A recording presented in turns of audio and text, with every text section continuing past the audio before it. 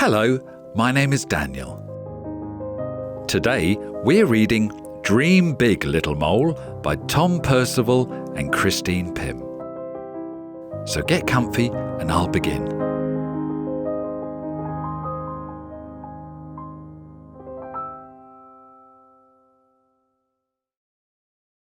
Up on a hillside early one morning, a mole sniffed the air as a new day was dawning. She gazed at the birds as they soared through the sky and wished in her heart that she could fly high. She watched as the ducks splashed along in the water, but Mole couldn't swim because no one had taught her. She saw a grasshopper leap and squirrel climb high. I wish I could do that, she said with a sigh. Owl heard the mole sigh and flew down from her tree. Just be who you are, said the owl. That's the key. Dream big, little mole. Be brilliant, be you. Then off the owl flapped with a loud twit-twoo.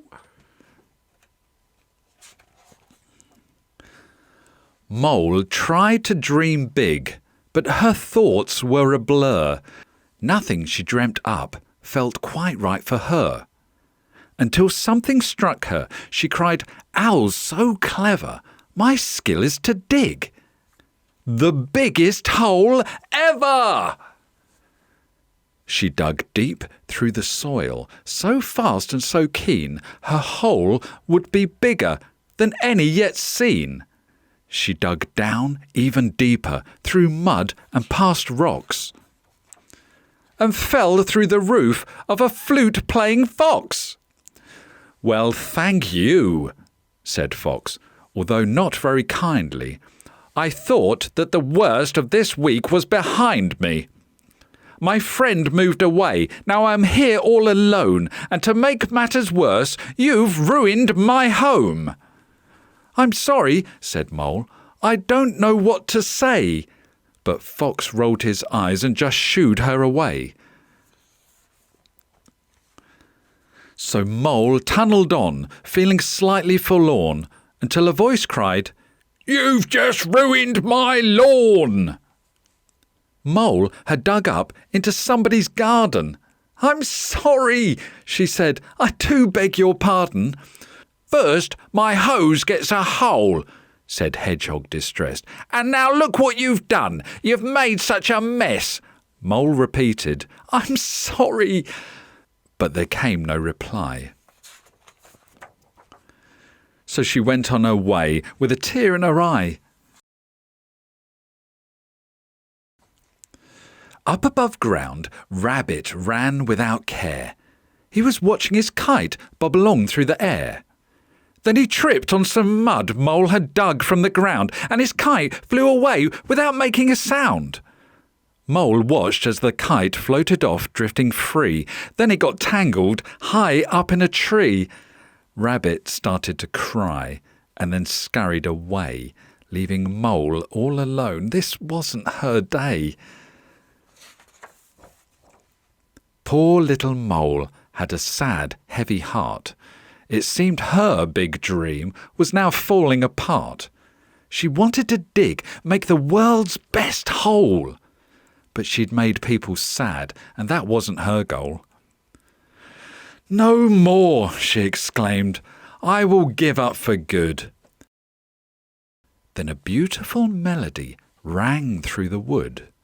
She followed the tune, digging carefully on, until she met Otter, who asked what was wrong. When Mole explained, Otter sang, "Just keep on going, you will dig your hole. This is no time for slowing. I've practiced a lot to sing clear and true, and practice makes perfect whatever you do." So Mole dug back down till her paws felt all soggy, and she noticed the ground was now feeling quite boggy. "Oh no," panicked Mole, her whiskers a-quiver. She seemed to have dug through the bank of a river.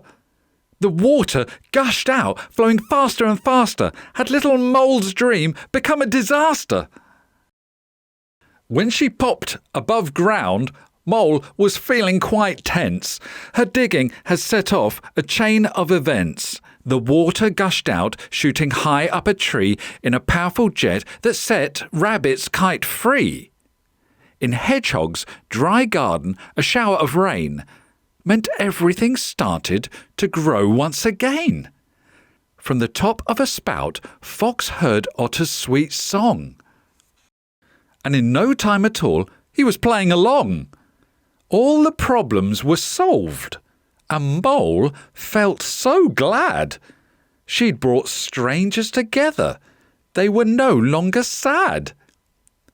They laughed as they worked to clear everything up, and Mole marvelled at what can come out of bad luck.